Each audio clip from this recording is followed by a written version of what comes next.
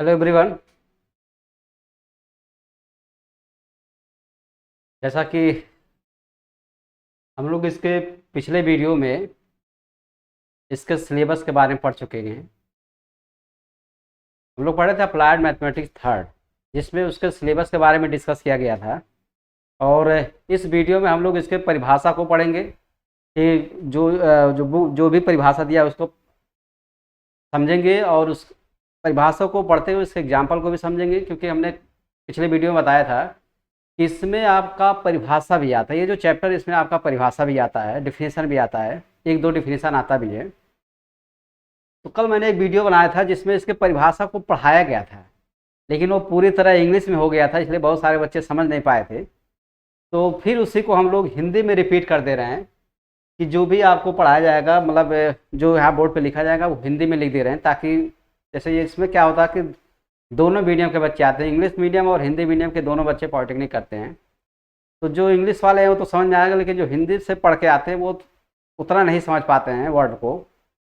इसलिए हम लोग आज इसके जो भी परिभाषा पढ़ाया जाएगा वो हिंदी में पढ़ाया जाएगा, और दोनों का मिक्स पढ़ाया जाएगा ताकि आपके समझ में आ जाए। तो सबसे पहले हम लोग इसके जो पहला चैप्टर है मैट्रिसेस, आप भी बोला जाता है इसे। तो सबसे पहले इसका जो परिभाषा है कि आव्यूह होता क्या है, सबसे पहले हम आव्यूह को समझेंगे।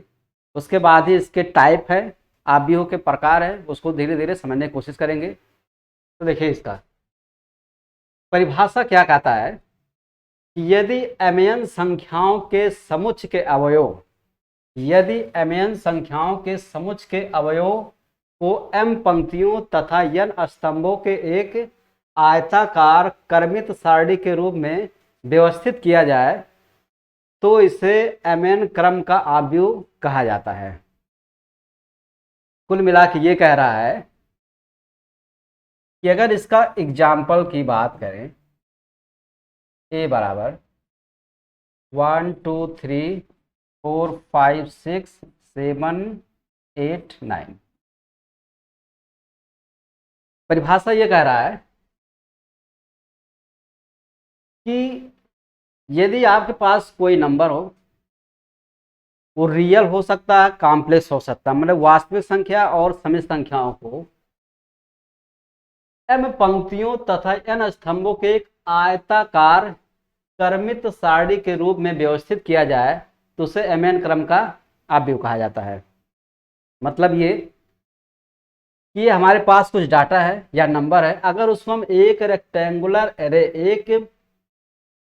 अरे के अंदर क्लोज कर दिया जाए तो ये हमारा मैट्रिक्स कहलाता है। अब बात आई यहाँ m/n क्रम का आव्यूह क्या है। तो ये होता है हमारा ऑर्डर, जिसको बोलते हैं हम लोग क्रम। क्रम का मतलब ये है कि सबसे पहले इसमें ये देखिए कितने रो हैं। रो माने होता है पंक्ति। 3 रो दिखाई दे रहा है, 1 रो 2 रो और 3 रो। तो इसको हम लोग लिखते हैं R1 R2 और ये क्या हो जाएगा R3। जो रो होता है उसको R से रिप्रेजेंट कर दिया गया यहाँ पे। इसमें कॉलम गिनिए, कितना कॉलम है, 1 2 3। तो इसको हम लोग C1 C2 और C3 से रिप्रेजेंट कर दे रहे हैं। यही बात कर रहा है कि m माने होता है नंबर ऑफ रो और n माने होता है नंबर ऑफ कॉलम, मतलब m पंक्ति और n स्तंभ। तो आप जब इसको काउंट करेंगे तो आप ये पाएंगे कि 3 रो दिखाई दे रहा है इसमें, तो 3 लिख दीजिए, क्रॉस का साइन लगा दीजिए। कॉलम गिनिए इसमें 1 2 3, तो एक कॉलम कितना हो जाएगा, 3 हो जाएगा। कुल मिला के ये हुआ कि किसी भी डाटा या नंबर को एक रेक्टेंगुलर अरे के अंदर क्लोज या बंद कर दिया जाए जिसमें कुछ पंक्ति हो और जिसमें कुछ स्तंभ हो, यानी पंक्ति के साथ साथ स्तंभ भी हो, तो वो जो आपका सेट है वो एक मैट्रिक्स कहलाएगा। बात समझ में आ रही है इतना। यहां आया है 3/3, हम लोग इसको बोलते हैं ऑर्डर। अक्सर ऑर्डर पूछा जाता है, ऑर्डर क्रम। कि अगर कोई भी आव्यूह दिया हुआ है तो आप कैसे पता लगाएंगे कि उसका ऑर्डर कितना है। तो हमने जैसे पिछले वीडियो अभी परिभाषा में लिया था 1 2 3 4 5 6, अगर मान लीजिए यही आपके पास मैट्रिक्स है, आव्यूह है, तो इसका क्रम कितना होगा, कैसे बताएंगे? तो अभी मैंने बताया है कि सबसे पहले इसके रो को गिन लीजिए। कितने रो दिखाई दे रहे हैं यहाँ पे? 2 रो, R1 और R2। इसके कॉलम को गिन लीजिए, C1 C2 और C3। तो ये जो इसका क्रम कहलाएगा 2/3 का। आई होप समझ में आया होगा कि इसका ऑर्डर कैसे निकालेंगे। पहले रो को गिनिए, फिर कॉलम को गिन लीजिए, जितना भी आएगा पहले रो को लिख लीजिए, फिर कॉलम को लीजिए, ये इसका ऑर्डर कहलाएगा। बात समझ में आ रही इतना? यानी कि परिभाषा से हमें ये चीज़ें जानना है कि मैट्रिक्स कहाँ किसे जाता है और इसका क्रम क्या है। तो जैसा कि परिभाषा में पहले ही हम यहाँ लिख दिए थे, वही लिखा है कि mn संख्याओं के समुच्चय के अवयव को, यहाँ एक शब्द आया है अवयव। अवयव क्या है? जो मैट्रिक्स होता है उसके जो अंदर नंबर को रिप्रेजेंट किया जाता है उसी को अवयव बोलते हैं, एलिमेंट बोलते हैं। जैसे ये जो 1 2 3 4 5 6 7 8 9 दिखाई दे रहा है, इन सबको हम लोग क्या बोलते हैं? अवयव बोलते हैं, एलिमेंट। समझ में आ रहा होगा? हमने देखो इस मैट्रिक्स को ए से रिप्रेजेंट किया है, आप इसको बी से भी रिप्रेजेंट कर सकते हैं, सी से भी कर सकते हैं। कहने का मतलब ये है कि जो आपका मैट्रिक्स का रिप्रेजेंटेशन है, मैट्रिक्स को प्रेजेंट कैसे करेंगे, वो हमेशा कैपिटल लेटर से करेंगे। ए ले सकते हैं, बी ले सकते हैं, सी ले सकते हैं, एक्स वाई जेड, लेकिन सबको सब कैपिटल रहेगा। और उसके अंदर का ये जो तत्व है, अवयव है, उसको आप स्मॉल लेटर से, अगर वर्ड लेटर में आता है ए बी सी, तो आप उसको स्मॉल लेटर से रिप्रेजेंट करते हैं, और बाकी नंबर तो आप लिख सकते हैं वैसे ही। ध्यान रहे, इसमें क्या होता है, रियल और कॉम्प्लेक्स। रियल में आपको पता है कि कोई भी नंबर ले सकते हैं, माइनस प्लस, और कॉम्प्लेक्स में जिसमें आई करके आता है, जैसे 2 + 3i, 1 + i, 1 - i, ये सब इसमें नंबर को अरेंज कर देते हैं, तो वो सब आपका मैट्रिक्स कहलाता है। लेकिन यहाँ m/n लिखा हुआ है। m/n का मतलब होता है कि इसका mth टर्म और nth टर्म, मतलब अगर इसी को और बढ़ाया जाए तब जब आपका ये जनरल फॉर्म जो बनेगा उसी को mn रूप कहा जाएगा। अभी हम इसको रिप्रेजेंट कर दे रहे हैं। ये एग्जाम्पल आपके समझ में आया होगा कि मैट्रिक्स होता क्या है। इसके अंदर जो नंबर लिखा उसको क्या बोला जाता है, उसको अवयव बोला जाता है। इसके क्रम की बात करें तो क्रम अभी मैंने बताया है आगे वाले में कि इससे रो को गिनते हैं और कॉलम को गिनते हैं, फिर जितना नंबर आता है हम यहाँ पे रिप्रेजेंट कर देते हैं। इसका रिप्रेजेंटेशन देखेंगे मैट्रिक्स को कैसे प्रेजेंट करते हैं, तो इसको कैपिटल ए, कैपिटल बी से या कैपिटल सी, यानी जो भी कैपिटल लेटर आएगा उसी से मैट्रिक्स को रिप्रेजेंट करेंगे। समझ में आया इतना? अब अगर इसका हम जनरल फॉर्म लिखें, ये मैट्रिक्स बना कैसे, ये तो हमने डायरेक्ट एग्जांपल बता दिया कि कहाँ ऐसे मैट्रिक्स होता है। लेकिन अगर बात करें कि मैट्रिक्स को रिप्रेजेंट कैसे करेंगे, कौन सा वर्ड है जिसको रखने पर आप मैट्रिक्स को बनता जाता है, तो हम इसमें देखते हैं।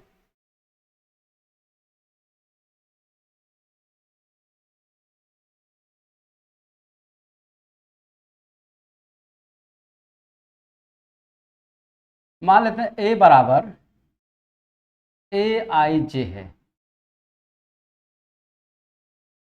m/n।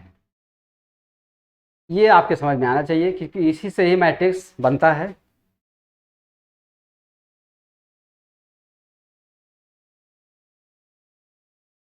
इसमें क्या होता है कि i और j की वैल्यू हम लोग बदलते रहते हैं, तब जाके हमारा मैट्रिक्स प्राप्त होता है।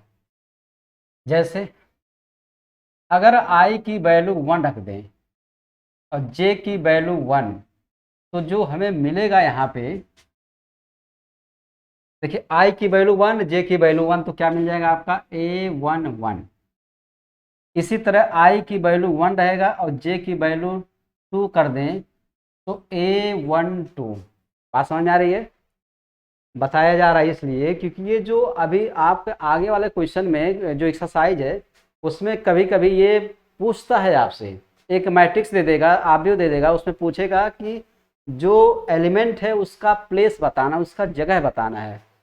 तो अगर कोई भी मैट्रिक्स में अगर पहला नंबर जो है ना उसको क्या बोलेंगे, A11, A11। अभी इसके बारे में डिस्कस किया जाएगा। पहले ये देखिए कैसे फाइंड होता है मैट्रिक्स। I बराबर 1, J बराबर 1 तो A11, I बराबर 1, J बराबर 2 तो A12, I बराबर 1, J बराबर 3 तो ये हो जाएगा आपका A13। ऐसे ही अगर इसको बढ़ाते रहें तो ध्यान से देखिए, पहले नंबर में 1 कांस्टेंट है, यहाँ भी 1 कांस्टेंट है, यहाँ भी 1 कांस्टेंट है, मतलब जो दूसरा वाला नंबर जे वाला वो बढ़ रहा है। 1 के बाद 2, 2 के बाद 3, 3 के बाद 4, ऐसे ऐसे जाएगा ये। तो आपका मिल जाएगा A1n, A1n। पहली लाइन समझ में आया। अब दूसरा देखिए, अब क्या करते हैं, I की वैल्यू 2 करते हैं और J की वैल्यू 1 करते हैं, इसी में रखिए। तो आई की वैल्यू 2, तो आपका हो जाएगा A2 और J की वैल्यू कितना है, 1 है, तो आपका हो जाएगा A21। इसी तरह अब I की वैल्यू 2 रखिए और J की वैल्यू 2 रखिए, तो मिल जाएगा आपका A22। सेम एज A23, ये ऐसे जाएगा तो A2n हो जाएगा। बात को समझिएगा यहाँ से, पहले वाले में 1 1 कांस्टेंट है, J की वैल्यू बढ़ रहा है, दूसरे वाले में I की वैल्यू 2 कर दिए हैं, फिर J की वैल्यू 1 2 3 हो गया है। इसी तरह जब आप इसको और करेंगे, और भी टर्म होगा, इसमें बहुत सारे टर्म है। I की वैल्यू 1 है, 2 है, 3 है, 4 है। ऐसे जब आप आगे बढ़ेंगे इसमें तो आपको जो मिलेगा AM1। भाई अगर यहाँ 1 है, 2 है तो ये भी तो बढ़ रहा है, तो ये मान लीजिए कहाँ तक जा रहा है, M तक जा रहा है। और इसमें देखिए 1, यहाँ पे आ जाएगा AM2, AM3, dot dot dot से करेंगे, आगे बढ़ेंगे तो AMN मिल जाएगा आपका, AMN मिल जाएगा आपका। यही जो मैट्रिक्स है यही M/N के टाइप का है, M/N के टाइप का है, क्योंकि इसका जो लास्ट नंबर है ना, देखिए AM/N, यानी इसके जो ऑर्डर की बात करें तो M लिखेंगे, N लिखेंगे। जो पहला परिभाषा इसमें जो डिफिनीशन था वही लिखा था, यदि mn संख्याओं के समुच्चय के अवयवों को m पंक्तियों तथा n स्तंभों के एक आयताकार क्रमित सारणी के रूप में व्यवस्थित किया जाए तो उसे M/N क्रम का आव्यूह कहा जाता है। ये देखिए, यही लिखा था कि जो आयताकार क्रमित सारणी के रूप में व्यवस्थित किया जाए तो उसे M/N क्रम का आव्यूह कहा जाता है। बात समझ में आ गई कि मैट्रिक्स कैसे फाइंड किया गया है। ये देखिए, तो उसी परिभाषा से हमने इस मैट्रिक्स को फाइंड किया है। और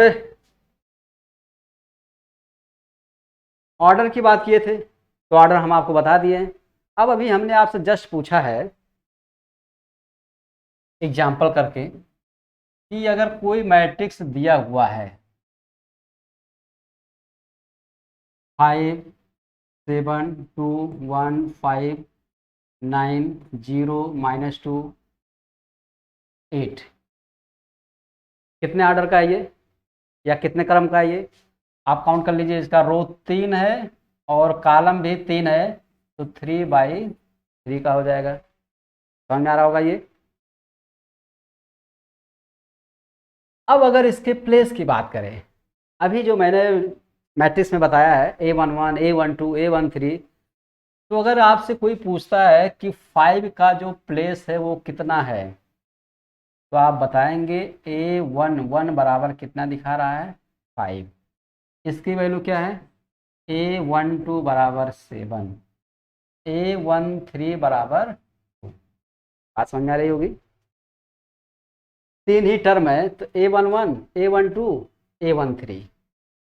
अगर 1 की बात करें तो यह हो जाएगा आपका A21 बराबर 1 और A22 बराबर आ जाएगा 5 A23 बराबर आ जाएगा 9। A31 की बात करें, A31 आपका कितना दिखा रहा है यहाँ पे 0। A32 बराबर आ रहा -2 और A33 बराबर 8। तो ये बताने का मेन मकसद यही था कि आपको ये पता चलेगा कि जो मैट्रिक्स या आप बन रहा है, अगर 9 एलिमेंट है टोटल उसके अंदर, तो A11 से लेके कहाँ तक जाएगा, A33 तक जाएगा।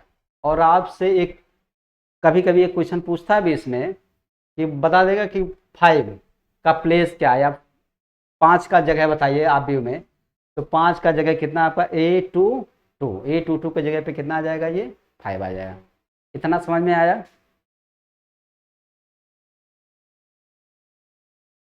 चलिए नेक्स्ट देखते हैं। या एक चीज़ इसमें और आपको, ये जो रो 1 रो 2 रो 3 C1 C2 C3 लिखा है, अगर लाइन की बात करें तो इसको बोलते हैं हॉरिजेंटल लाइन, क्षैतिज रेखाएं। और ये जो कॉलम हम बता रहे हैं इसको बोलते हैं ऊर्ध्वाधर रेखाएं। यानी कि अगर रो और कॉलम समझ में नहीं आ रहा तो आप ये भी समझ सकते हैं कि अगर जो क्षैतिज रेखाएं हैं, ऐसे वाला है, जो क्षैतिज वाला रेखाएं हैं ये वाली, उसको हम लोग पंक्ति बोलते हैं। और जो ऊर्ध्वाधर लाइन है इस तरह, उसको हम लोग कॉलम बोलते हैं, स्तंभ बोलते हैं। तो इतना चीज़ें समझ में आया आप व्यू में कि आप व्यू होता क्या है, इसको कैसे प्रेजेंट किया जाता है, इसके अंदर का जो एलिमेंट है उसको क्या बोला जाता है, किससे रिप्रेजेंट करते हैं, मैट्रिक्स के अंदर जो तत्व होता है उसको हमेशा स्मॉल लेटर से अगर लेटर है तो, और इसका जो मैट्रिक्स का रिप्रेजेंटेशन है वो कैपिटल लेटर से किया जाता है। इसमें रो समझ में आना चाहिए, कॉलम समझ में आ गया होगा।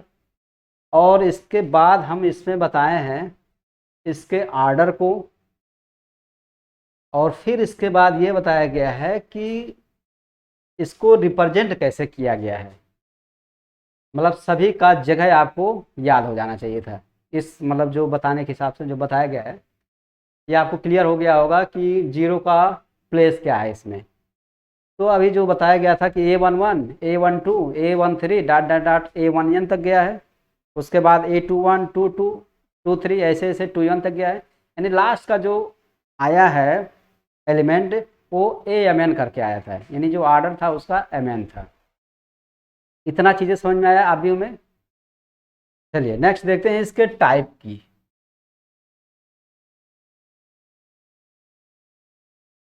टाइप्स ऑफ मैट्रिक्स, आव्यूहों के प्रकार, आव्यूहों के प्रकार। बहुत सारे छोटे छोटे डिफिनीशन है, तो सबको समझते हुए चलेंगे हम लोग यहाँ से।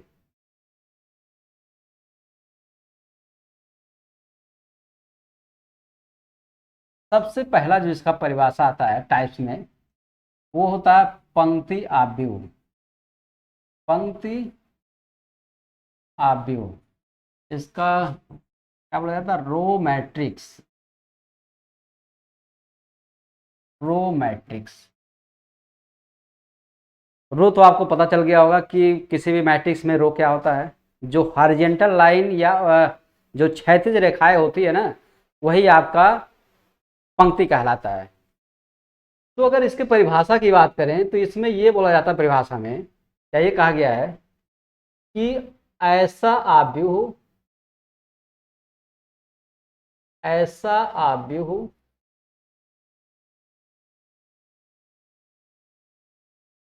जिसमें केवल एक ही पंक्ति हो,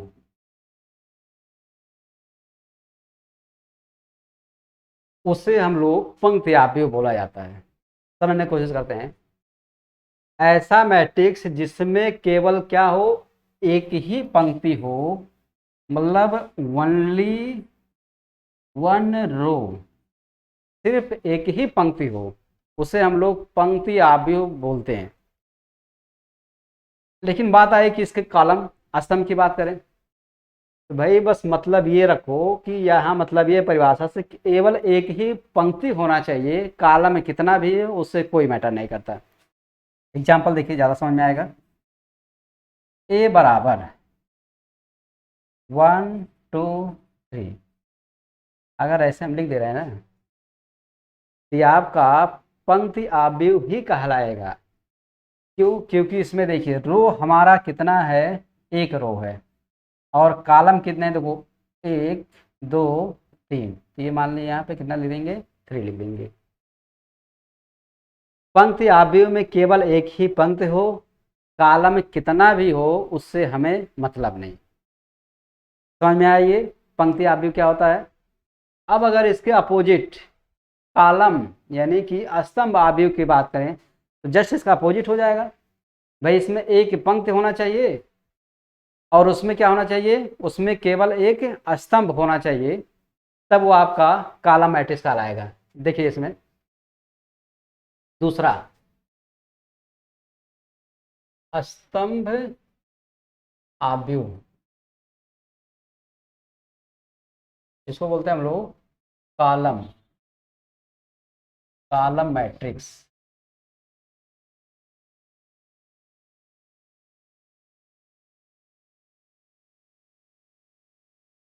कॉलम मैट्रिक्स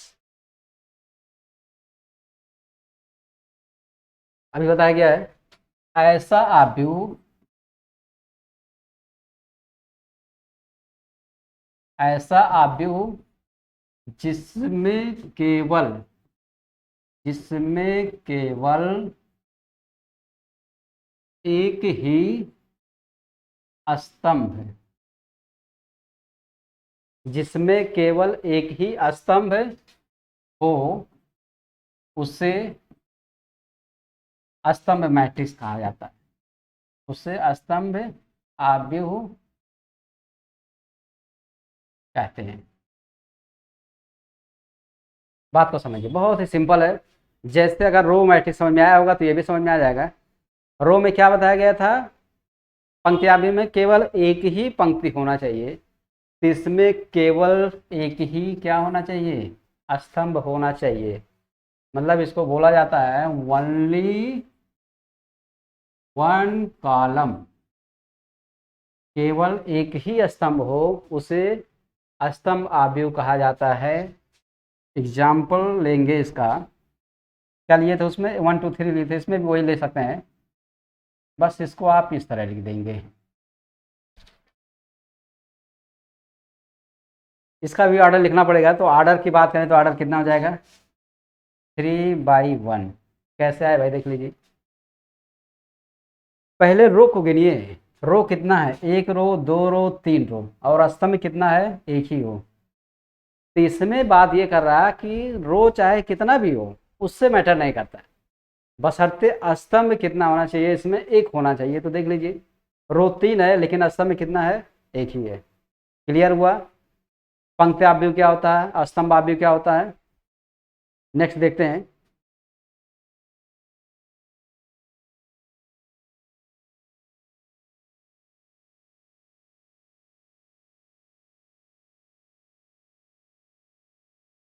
नेक्स्ट में आपका थर्ड है क्षैतिज आव्यूह। क्षैतिज आव्यूह इसको बोलते हैं हॉरिजेंटल,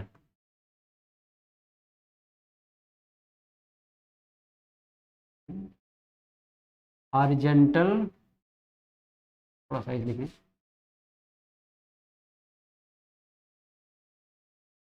हॉरिजेंटल मैट्रिक्स।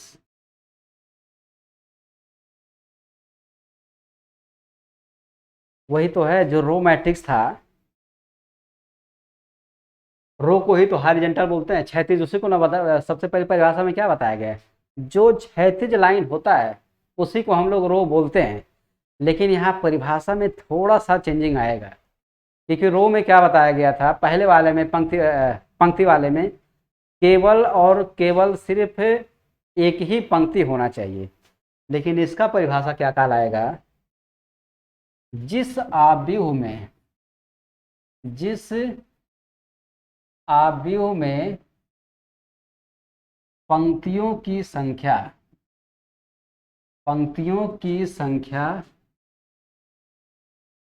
स्तंभों पंक्तियों की संख्या स्तंभों से कम हो उसे क्षैतिज आव्यूह कहते हैं। क्षैतिज आव्यूह कहते हैं। इसमें ना एक रो की बात किया है, ना दो रो की बात किया है, ना तीन रो की बात किया है, और ना ही किसी कॉलम की। लेकिन एक चीज बोल रहा है इसमें कि जो पंक्तियां हैं यानी जो रो हैं वो किससे कम होना चाहिए? स्तंभों से कम होना चाहिए। यानी कि जो number of row is less than number of column. ये भी आप समझ सकते हैं जो लिखा गया है कि number of row is less than number of column. Example देखिए इसमें,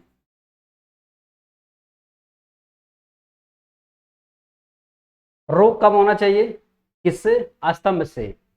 तो रो 2 ले लीजिए, 3 4 5 6 9।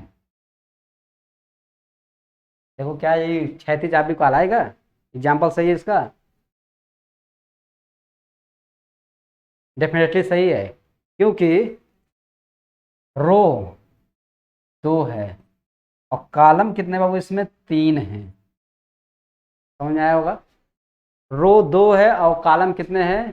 3 है, तो इसीलिए ये क्या कहलाएगा? क्षैतिज आव्यूह का एग्जाम्पल कहलाएगा ये। यही तो बोला कि रो कम होना चाहिए किससे? कॉलम से। 2 रो है, 3 स्तंभ है। अगर हम इसको ऐसे भी लिख सकते हैं, ए बराबर 1 2, ऐसे भी लिख सकते हैं इसमें। ये भी एग्जाम्पल ही है क्षैतिज आव्यूह का। कैसे है? रो तो एक ही है लेकिन कॉलम कितना है? 2 है। यहाँ देखिए रो कम है और रो कम है और कॉलम ज़्यादा है। क्लियर है ये? जस्ट इसका अपोजिट आता है हॉरिजॉन्टल मैट्रिक्स, माने ऊर्ध्वाधर आव्यूह। ऊर्ध्वाधर आव्यूह चौथा नंबर करके ये 4th वाला, ऊर्ध्वाधर आव्यूह, इसका नाम है वर्टिकल मैट्रिक्स। Vertical matrix.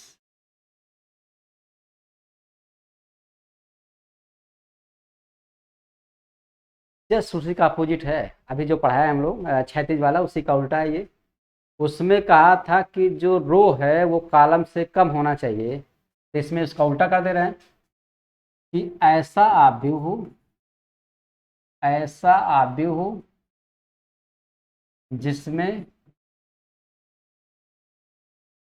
स्तंभों की संख्या, ऐसा आव्यूह जिसमें स्तंभों की संख्या पंक्तियों से कम हो उसे ऊर्ध्वाधर आव्यूह बोला जाता। Number of column, number of column is less than number of row. एक ही लाइन का परिभाषा है ये कि जो कॉलम का संख्या है वो रो से क्या होना चाहिए? कम होना चाहिए। उसी एग्जाम्पल को हम लोग पलट के लिख सकते हैं। ए बराबर क्या लिखा गया था? 1 2 3 4 5 6, ऐसा भी आप लिख सकते हैं इसे। 1 2 3 4 5 6। भाई यहाँ लेने के लिए आप कोई भी नंबर ले सकते हैं, बस हमको जो इजी लग रहा है हम वो ले रहे हैं। गिनिए इसको। रो है 3, पहले 3 लिखे। रो है 3,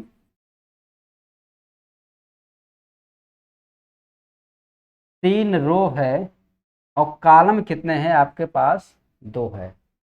देखिए 3 रो, 1 रो, 2 रो, 3 रो, और कॉलम कितने, 1 और 2। तो ये जो लिखा है कॉलम का नंबर यही है 2। Number of column is less than number of row. जैसा कि परिभाषा में कहा गया है कि जो स्तंभ होता है वो कम होता है किससे, पंक्ति वाले से। तो ये आपका एग्जाम्पल हो गया ऊर्ध्वाधर आव्यूह का। 4 परिभाषा पढ़े, चारों क्लियर हुआ। मैट्रिक्स को लेके 5 पढ़े, वो इतना समझ में आया होगा। आगे की बात करें, 5वां वर्ग आव्यूह। सबसे आसान है ये, लेकिन पूछता बहुत है ये। वर्ग आव्यूह, स्क्वायर मैट्रिक्स बोला जाता है इसे, स्क्वायर मैट्रिक्स।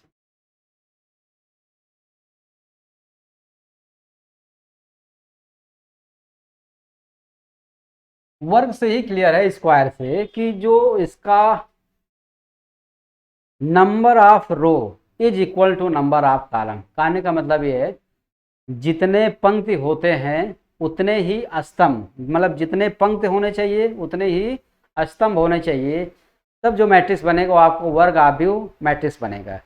यानी कि जिस आव्यूह में, जिस आव्यूह में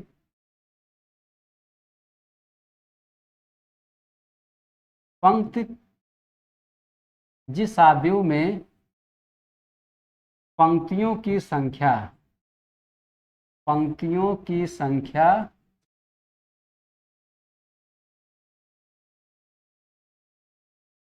स्तंभों की संख्या के बराबर हो, जिस आव्यूह में पंक्तियों की संख्या स्तंभों की संख्या के बराबर हो, उसे वर्ग आव्यूह कहते हैं, कहते। बहुत सिंपल है ये, आयो समझ में आ भी गया होगा। Number of row is equal to number of column. इस समझने के लिए इतना भी पर्याप्त है कि रो और कॉलम दोनों क्या होना चाहिए, समान होना चाहिए। अब समान की बात ये होती है कि चाहे 1 1 आए, चाहे 2 2 आए, चाहे 3 3 आए, तो वही आपका वर्ग आव्यूह कहलाएगा। एग्जाम्पल लेके देखें, ए बराबर 1 2 5 6 9 0 -1 -2 ले लेते हैं, और यहाँ पे 3 ले लेते हैं। ध्यान से देखिए इस मैट्रिक्स को, क्या ये वर्ग आव्यूह का मैट्रिक्स है? बिल्कुल है, क्योंकि यहाँ देखिए पहले इसको रो को गिनिए, 1 रो, 2 रो, 3 रो, 1 कॉलम, 2 कॉलम, 3 कॉलम। तो यह जब 9 हो नंबर होता है ना, तो 3 3 का होता है, मतलब 3 रो हैं और 3 इसमें कॉलम है। तो ये आपका हो जाएगा वर्ग आव्यूह का एग्जाम्पल। दूसरा लेके देखें, 1 2 3 4, ये बताइए क्या ये वर्ग आव्यूह का एग्जाम्पल है? ये भी सही है, क्योंकि देखिए 2 रो है और 2 कॉलम है। अच्छा एक और छोटा सा ले लें, सी बराबर, अगर सिर्फ 1 लिखा हुआ है तो देखिए यार क्या ये वर्ग आव्यूह का मैट्रिक्स है? एग्जाम्पल सी है वर्ग आव्यूह का, एकदम सही है, क्योंकि जितने रो हैं उतने ही कॉलम है, मतलब उसी को उसी को पंक्ति भी और उसी को स्तंभ भी मानते हैं हम लोग, क्योंकि एक ही पंक्ति है और एक ही स्तंभ है। तो 1 बाई 1 का ये एग्जाम्पल है, यानी वर्ग आव्यूह का वो भी एक एग्जाम्पल है। ये तीनों एग्जाम्पल समझ में आ गया। अक्सर लोग इन दोनों को मानते हैं, उसको गलत कर देते हैं, इसलिए वो भी है। ये 3 3 का है, ये 2 2 का है, ये 1 1 का है। क्लियर है इतना? आगे बढ़ते हैं इसमें।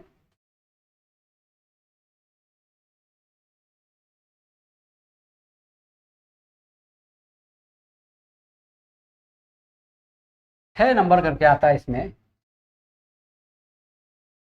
पहला। 6 में 2 3 पार्ट हैं, तो इसका सबसे पहला है मुख्य विकर्ण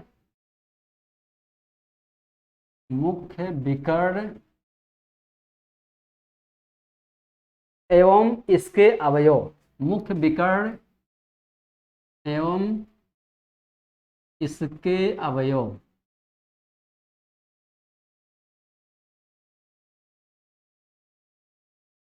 यानी principal diagonal and diagonal element, principal diagonal and their element. अब बात आ रही है कि मुख्य विकर्ण क्या होता है।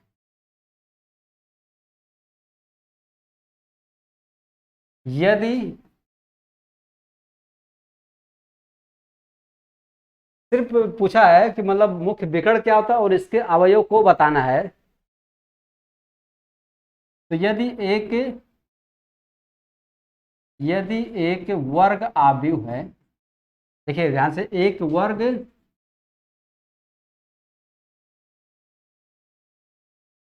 क्या लिया गया इसमें, आव्यूह लिया गया, लेकिन कैसा, वर्ग वाला आव्यूह, जैसे पहले बताए हैं, एक वर्ग आव्यूह लिया गया। क्योंकि विकर्ण जो होती है, अगर आप फिगर वगैरह पढ़े होंगे क्वाड्रिलेटरल वगैरह का, मान लीजिए ये आपका पैरेललोग्राम है, तो विकर्ण इसका यही ना होगा, या इस तरह होता है। तो जब वर्ग आव्यूह लेंगे तभी उसमें विकर्ण बनता है, और अगर कोई भी मैट्रिक्स ले लेंगे तो सभी में विकर्ण नहीं बनता है, यानी सभी में मुख्य विकर्ण नहीं होता है। इसलिए सबसे पहले इसमें इस बात को ध्यान में रखेंगे कि जो वर्ग आव्यूह लिया जाएगा वो कैसा आव्यूह होना चाहिए, वर्ग आव्यूह होना चाहिए। अब वर्ग आव्यूह की बात करें तो 2 2 वाला भी ले सकते हैं, 3 3 वाला भी ले सकते हैं, 4 4 वाला भी ले सकते हैं। यदि एक वर्ग आव्यूह है तो तो आव्यूह के वे अवयव, आव्यूह के वो अवयव जिसमें आई बराबर जे, अभी क्लियर कर दे रहे हैं कि ये बोल क्या रहा है, आई बराबर जे हो तो उसे मुख्य विकर्ण, मुख्य तो उसे मुख्य विकर्ण के अवयव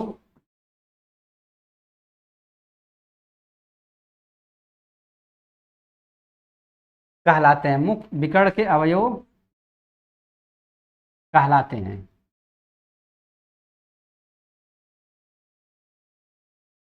समझना इसको बहुत जरूरी है, थोड़ा सा ये लोगों और परिभाषा से अलग करता है ये। एग्जाम्पल, ए बराबर 1 5 6 2 0 9 -3 8, और कोई भी ले सकते हैं, 2 ले सकते हैं। बात को समझिए यहाँ पे, पहले तो आप इसमें ये पता लगाइए कि मुख्य विकर्ण कौन सा है। तो जो मुख्य विकर्ण है आपका, ध्यान से देखिएगा, ये मुख्य विकर्ण आपका यही है 1, जो ऐसे तिरछा में आया है, तिरछी लाइन जो करके आया है 1 0 2। लेकिन यही क्यों लिया जाएगा, हम इसका भी तो ले सकते हैं, इस तरह वाला भी तो ले सकते हैं। लेकिन इस बात को ध्यान में रखना पड़ेगा यहाँ पे, ये जो डिफिनीशन में बोल रहा है कि पहली बात ये वर्ग आव्यूह होना चाहिए, तो देखिए ये वर्ग आव्यूह है। कैसे है ये, कि जो इसका ऑर्डर है, मतलब पंक्ति और कॉलम, इसमें क्या है देखिए समान है, तो वर्ग आव्यूह हमने ले लिया। अब इसके अवयव, जिसमें खास बात क्या है, सबसे अलग क्या होता है, आई बराबर जे हो तो उसे मुख्य विकर्ण के अवयव कहलाते हैं। अब आई बराबर जे क्या आता है, जब हम इसका मैट्रिक्स की परिभाषा बता रहे थे उसमें ये बताए थे कि आई बराबर जे अगर होता है तो कौन कौन सा तत्व, यानी कौन कौन सा डिजिट या नंबर मिलता है। तो देखिए, अगर आई बराबर जे, यानी अगर आई की वैल्यू भी 1 और जे की वैल्यू भी वन ले लें तो जानते क्या मिलेगा, A11 मिल जाएगा। बात तो समझिए, आई बराबर जे मतलब दोनों की वैल्यू क्या होनी चाहिए, सेम होनी चाहिए, तो A11 मिल जाएगा। अगर आई की वैल्यू 2, आई और जे दोनों की वैल्यू सेम ले लें तो मिल जाएगा A22। बात समझ आ रही है।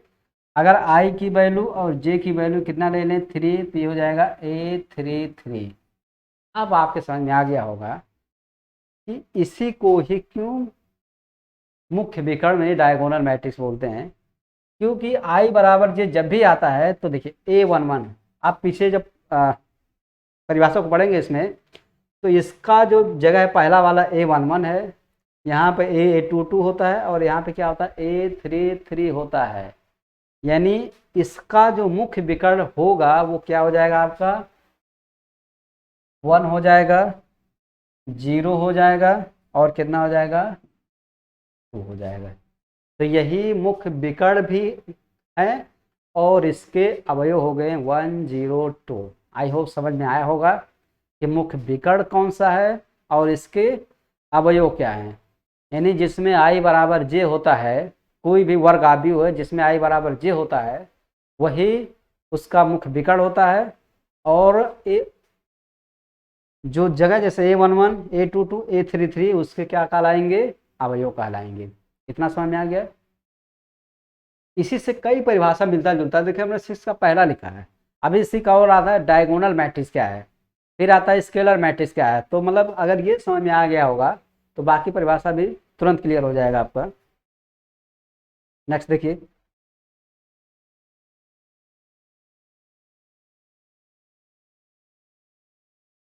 6 का सेकेंड, विकर्ण आव्यूह। देखिए ऐसा है कि हमने पहले ही बताया कि इसका परिभाषा पूछा जाता है, और परिभाषा अगर आपको क्लियर है तो जो एक्सरसाइज लगाएंगे ना तभी वो अच्छे से क्लियर हो पाएगा। क्योंकि अगर इसके परिभाषा और एग्जाम्पल उदाहरण को समझ लेंगे ना तो एक्सरसाइज लगाने में कोई भी दिक्कत नहीं होगा। इसलिए आपको इस परिभाषा को भी लर्न करना है, ध्यान से समझना है और पढ़ना भी है। विकर्ण आव्यूह, डायगोनल मैट्रिक्स।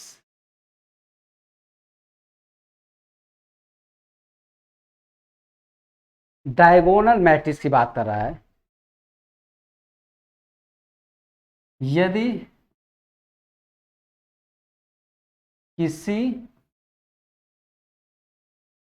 डायगोनल मैट्रिक्स, पहली बात ये होगा कि ये एक स्क्वायर मैट्रिक्स होगा। तो अच्छा, यदि किसी वर्ग आव्यूह, वर्ग लिया जाएगा,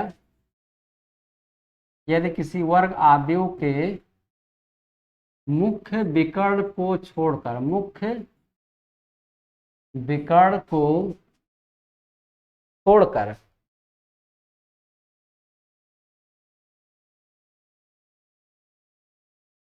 वर्ग आव्यूह, अभी जैसे प्रीवियस में लिया गया था पिछले डिफिनेशन में, एक वर्ग आव्यूह लीजिए लेकिन उसका मुख्य विकर्ण, अब तो आपको पता चल गया कि मुख्य विकर्ण कौन सा होता है, जो A11, A22, A33 होता है वही इसका मुख्य विकर्ण होता है।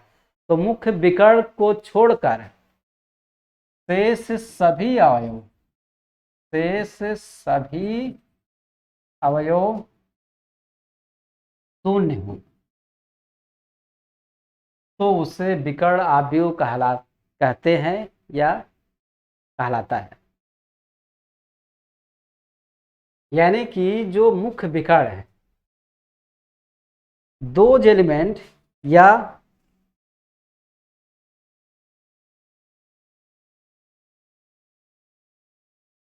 ये square matrix in which all the element is zero except diagonal element, diagonal element को छोड़ करके बाकी का जो तत्व है वो क्या होना चाहिए, जीरो होना चाहिए। तो आपका विकर्ण आव्यूह वो कहलाएगा। एग्जाम्पल देखिए, ज्यादा क्लियर होगा।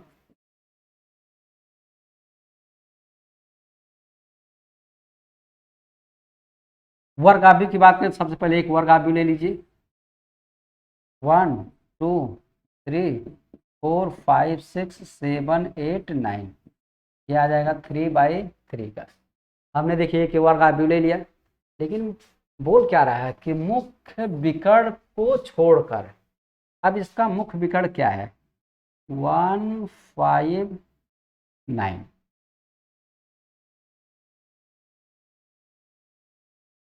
यही आपका है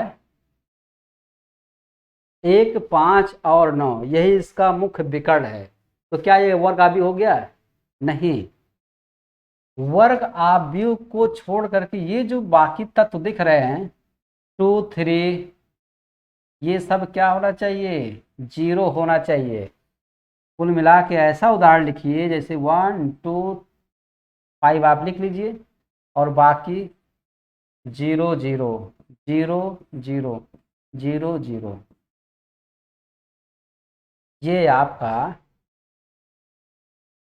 डायगोनल मैट्रिक्स कहलाएगा। ध्यान से देख लीजिए 1 2 5 ये बच गया है डायगोनल वाला, और बाकी तत्व क्या हो गया इसमें? 0 हो गया है। तो यही आपका मुख्य डायगोनल मैट्रिक्स है। इतना क्लियर हुआ? आगे देखते हैं। देखिए इसी से मिलता जुलता सब आएगा, जैसे हमने पहला इसका बताया ना कि मुख्य विकर्ण उसके है, अगर वो क्लियर है तो ये धीरे धीरे सारा परिभाषा आपके समझ में आ जाएगा। इसके बाद आता है अदिश आव्यूह। तीसरा करके छठवें का अदिश आव्यूह।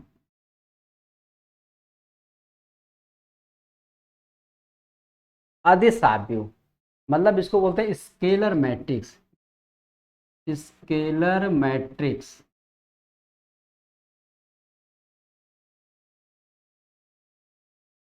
अब स्केलर क्या है? जिस वर्ग आव्यूह के, जिस वर्ग आव्यूह के मुख्य विकर्ण, जिस वर्ग आव्यूह के मुख्य विकर्ण के सभी अवयव, के सभी अवयव समान हो, इक्वल, उसे अदिश आव्यूह बोलते हैं। उसे अदिश आव्यूह कहते हैं। देखिए बहुत सिंपल है, ये भी आई होप समझ में आ गया होगा पहले ही, कि जो भी आपका वर्ग या स्क्वायर मैट्रिक्स है, तो स्क्वायर मैट्रिक्स मतलब अभी जो बताया गया था डायगोनल मैट्रिक्स वाला, कि डायगोनल को छोड़ के बाकी तत्व 0 होने चाहिए, वही इसमें भी रहेगा कि डायगोनल को छोड़ के बाकी तत्व 0 रहेंगे। लेकिन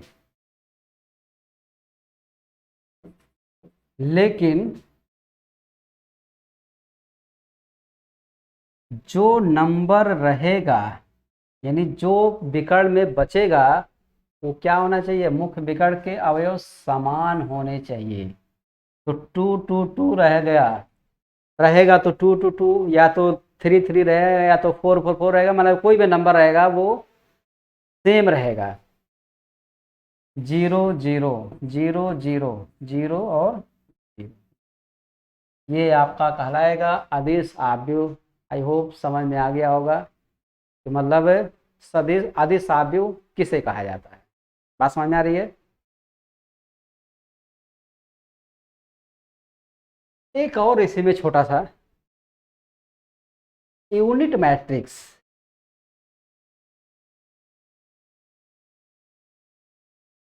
इकाई आव्यूह तीसरा या चौथा करके है, इकाई आव्यूह, या इसका एक नाम और है तत्समक यूनिट मैट्रिक्स ले लीजिए। यूनिट मैट्रिक्स बोला जाता है इसे। अब ये क्या है भाई? यूनिट मैट्रिक्स, अरे अभी जो पढ़ाया गया पीछे वही तो है, लेकिन इकाई लिखा हुआ है। इकाई मतलब कितना होता है? यूनिट मतलब होता है 1, यानी जिस वर्ग आव्यूह का जो डायगोनल का एलिमेंट है वो क्या होना चाहिए? सिर्फ और सिर्फ एक होना चाहिए, वही आपका इकाई आव्यूह होगा। एक वर्ग आव्यूह, एक वर्ग आव्यूह जिसमें मुख्य विकर्ण के सभी मान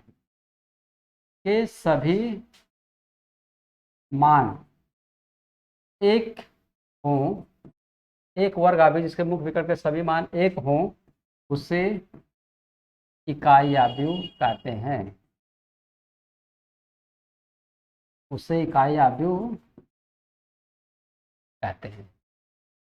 अभी जो हमने इससे पहले वाला जो डिफिनेशन बताया ना, स्केलर वाला, अदिश वाला, वही ये भी है, लेकिन आप ध्यान देंगे पीछे हमने वहाँ 2 2 लिखा था, 3 3 हमने बताया 3 3 हो सकता है, 4 4 हो सकता है, 1 1 क्यों नहीं लिखे थे?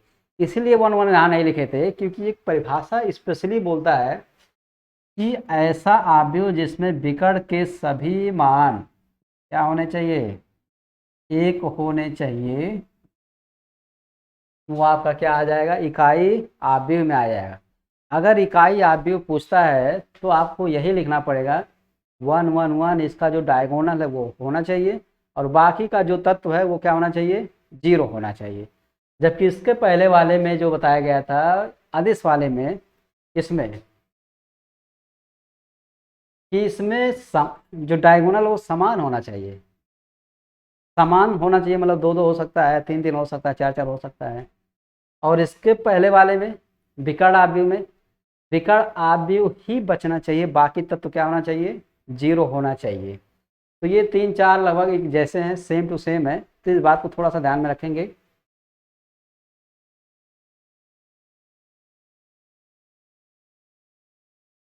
नेक्स्ट एक और छोटा सा इसी में है, शून्य या रिक्त आव्यूह, शून्य या रिक्त आव्यूह,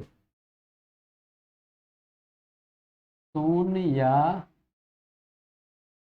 रिक्त आव्यूह, ये उसी का ही नहीं, ये दूसरा हो जाएगा, मान लेते 9वां है, जीरो मैट्रिक्स, जीरो मैट्रिक्स।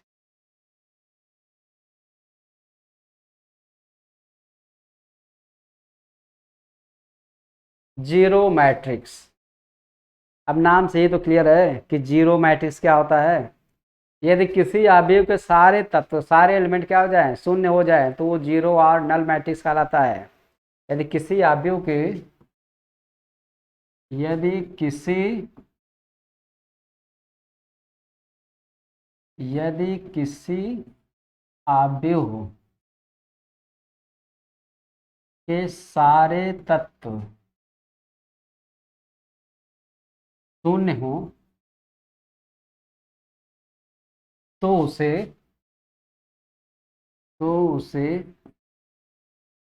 शून्य आव्यूह,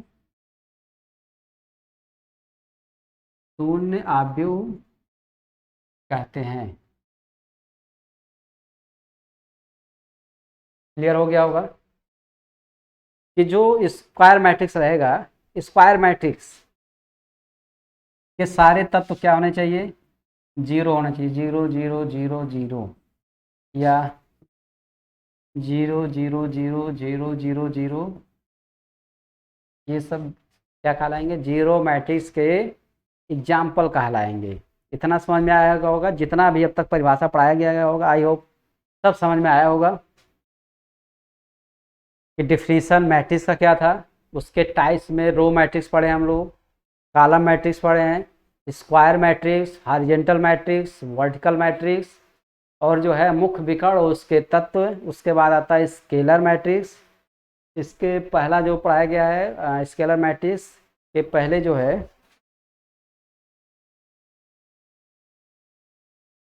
हाँ, स्केलर मैट्रिक्स, विकर्ण आव्यूह, जीरो मैट्रिक्स और यूनिट मैट्रिक्स। आई होप इतना समझ में आया होगा। एक दो डिफिनीशन और है छोटा छोटा, उसको भी पढ़ लेते हैं ताकि ये खत्म हो जाए। फिर उसके बाद फिर उसके बाद इसके ऑपरेशन को पढ़ेंगे। ऑपरेशन मतलब ये होता है कि जो मैट्रिक्स का कैसे जोड़ा जाता है, कैसे घटाया जाता है। इसके बाद त्रिभुजीय आव्यूह।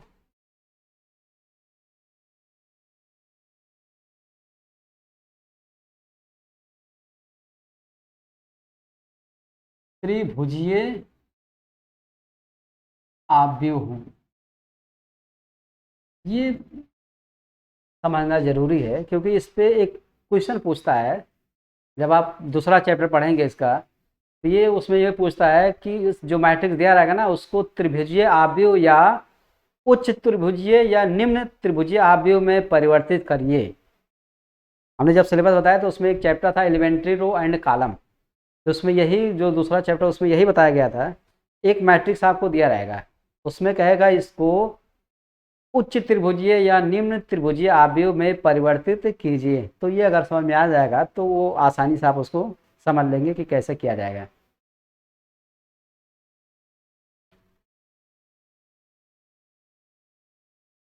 त्रिभुजीय आव्यूह इसको बोलते हैं triangular matrix. Triangular matrix, triangular matrix. परिभाषा की बात करें तो लिखा है यदि किसी वर्ग आव्यूह, यदि किसी वर्ग आव्यूह, यदि किसी वर्ग आव्यूह के, यदि किसी वर्ग आव्यूह में मुख्य विकर्ण, मुख्य विकर्ण हम लोग पढ़ चुके हैं। मुख्य विकर्ण क्या होता है? किसी भी डायगोनल किसी भी मैट्रिक्स का मुख्य विकर्ण क्या होता है? जो A11, A22 और A33 होता है वही इसका मुख्य विकर्ण होता है। तो मुख्य विकर्ण के ऊपर, मुख्य विकर्ण के ऊपर अथवा नीचे, ऊपर अथवा नीचे के सारे तत्व, सारे तत्व शून्य हो, शून्य हो, उसे त्रिभुजीय आव्यूह, त्रिभुजीय आव्यूह कहते हैं। एग्जाम्पल लेंगे तो ज़्यादा क्लियर होगा। बस एक चीज़ जान लीजिए यहाँ पे, वर्ग आव्यूह होना चाहिए और जो मुख्य विकर्ण रहेगा उसके या तो ऊपर या तो उसके नीचे सारे तत्व क्या होने चाहिए? जीरो होने चाहिए। जैसे एग्जाम्पल की बात करें,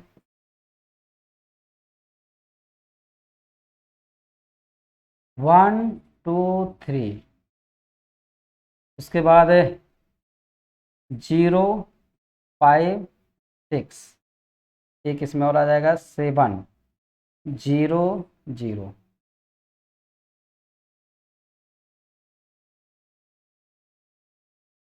बात समझ में आ रही है? त्रिभुजीय आव्यूह। और इसका अगर एक एग्जाम्पल और ले लें तो 1 5 6 2 3, और ऐसे कोई भी ले सकते हैं, ऐसी बात नहीं है। 1 0 0 2 5 0 1 3 -1, और यहाँ पे 6 ले रहे हैं। चलिए ठीक है, ये देखिए दोनों हमने इकट्ठे लिख दिया है इसके एग्जाम्पल को। 9 और 2, समझिए दोनों को कि कैसे त्रिभुजीय आव्यूह कहलाएगा ये। देखिए सिर्फ परिभाषा बताया जा रहा है, लेकिन एग्जाम्पल इसमें दो और है। दो और का मतलब ये होता है, अभी हमने नाम लिया है उच्च त्रिभुजीय आव्यूह और निम्न त्रिभुजीय आव्यूह। तो मतलब अगर ये आपके परिभाषा पहले बात त्रिभुजीय आव्यूह समझ में आ जाएगा तो वो जो दोनों पार्ट है वो समझ में आ जाएगा। हम एग्जाम्पल से ही समझ लेंगे उसको।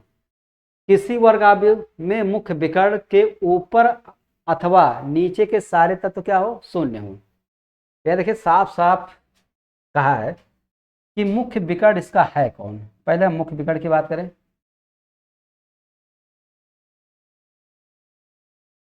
तो मुख्य विकर्ण जो है आपका ये 1 5 6 वाला जो तत्व है यही आपका मुख्य विकर्ण है।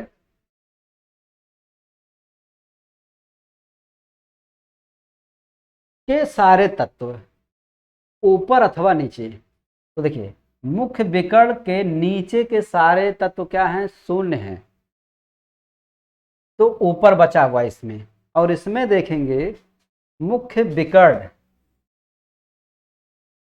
के सारे को छोड़ करके ऊपर के सारे तत्व क्या है इसमें, देखिए उसमें ऊपर का जीरो किया गया, इसमें नीचे का जीरो किया गया।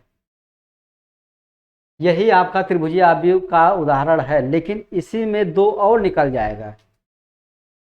इसे बोलेंगे उच्च त्रिभुजीय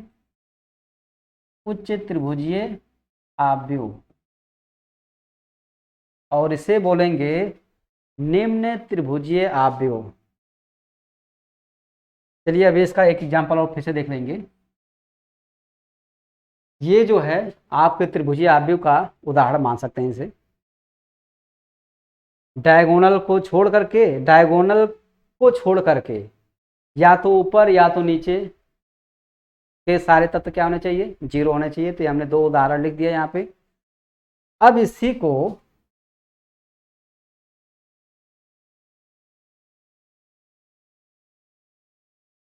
पहला जो इसी का है त्रिभुजीय आव्यूह का उच्च त्रिभुजीय आव्यूह, मतलब ये जो परिभाषा लिया गया ना, ये त्रिभुजीय आव्यूह से ही लिया गया है। इसका नाम है upper triangular matrix. Upper triangular matrix. जो पहला वाला उदाहरण इसमें लिखे थे ना, वही तो त्रिभुजीय आव्यूह में आएगा, उच्च त्रिभुजीय आव्यूह।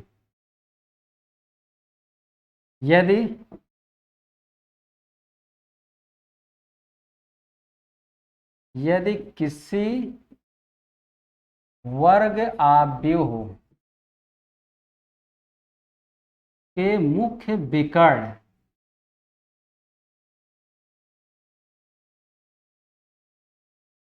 को छोड़कर, यदि किसी वर्ग आव्यूह के मुख्य विकर्ण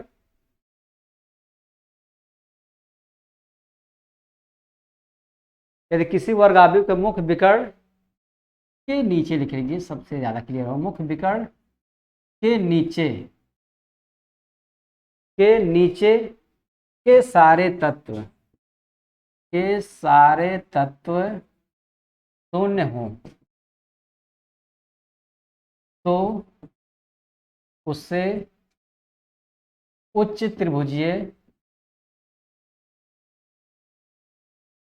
त्रिभुजीय आव्यूह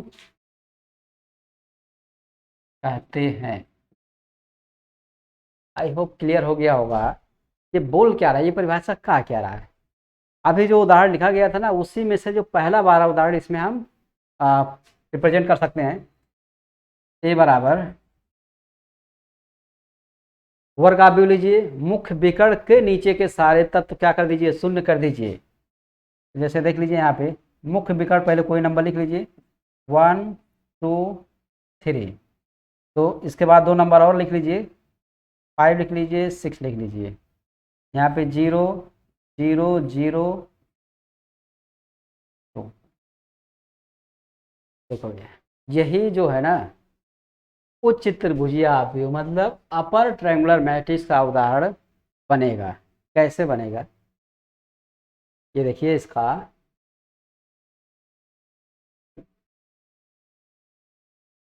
ये आपका मुख्य डायगोनल है, मुख्य विकर्ण, इसके सारे तत्व मतलब कितने तत्व, 3 थे। ये तीनों क्या है, जीरो हैं। तो ये जो है आपका अपर ट्रायंगुलर मैट्रिक्स कहलाएगा। अब अपर ट्रायंगुलर मैट्रिक्स देखिए बनता भी ऐसी बात नहीं कि बस मुख बिगड़ के नीचे तत्व लिख दें 0। आप चाहें तो इसे देख सकते हैं ऐसे, ये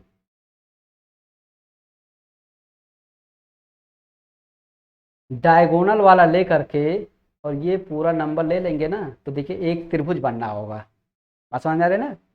इस मतलब जो मैट्रिक्स का परिभाषा है, ये मैट्रिक्स का जो एग्जांपल दिया गया है वर्ग आव्यूह का, डायगोनल के ऊपर का जो पार्ट दिख रहा है एक त्रिभुज की तरह बन रहा है, इसी को तो बोलते हैं उच्च त्रिभुजीय आव्यूह। इसलिए क्योंकि ये जो नीचे का पार्ट है वो तीनों 0 हो जाता है, मानिए मुख बिगड़ के जो नीचे वाला पार्ट है वो 0 हो जाता है। ये साफ साफ देखिए दिखाई दे रहा है त्रिभुज बन रहा है, तो ये अपर ट्रायंगुलर मैट्रिक्स हो गया। अब अगर लोअर की इसके बात करें, लोअर ट्रायंगुलर मैट्रिक्स उसी का दूसरा पार्ट है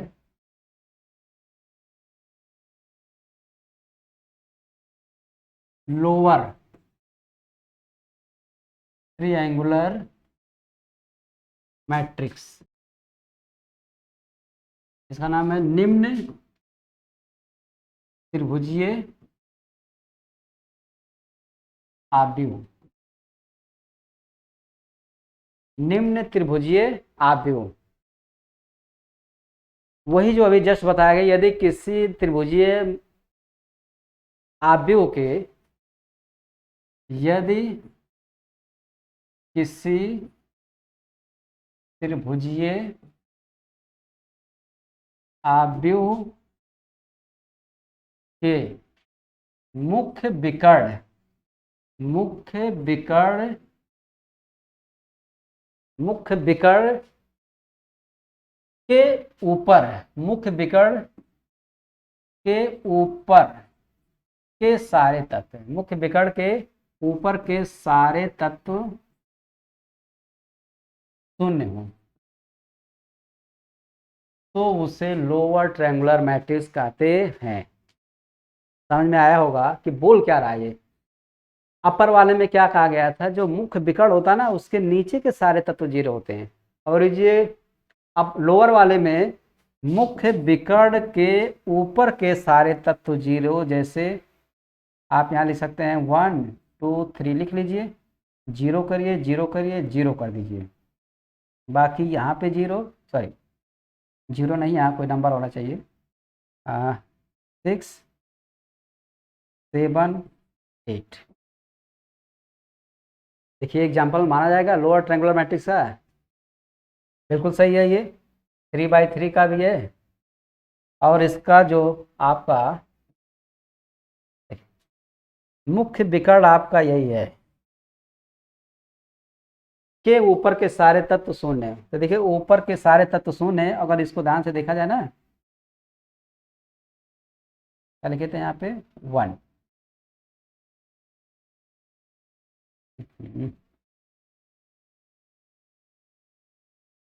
ये देखिए एक ट्रायंगुलर बन रहा है, एक ट्रायंगल बन रहा है,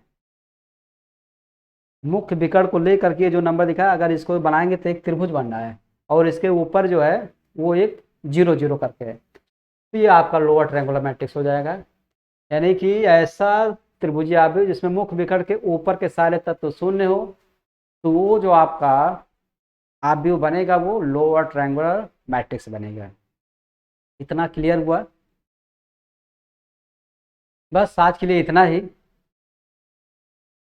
इसके बाद जो नेक्स्ट वीडियो आएगा उसमें 1 2 डिफिनीशन और है छोटे छोटे, उसके बाद हम लोग इसके ऑपरेशन को पढ़ेंगे, मतलब आव्यूह के ऑपरेशन को कैसे जोड़ा गया है, कैसे घटाया गया है, कैसे गुणा किया गया है। हाँ वो ज़्यादा इंपॉर्टेंट है क्योंकि उसी से सारे न्यूमेरिकल लगेंगे एक्सरसाइज आपके।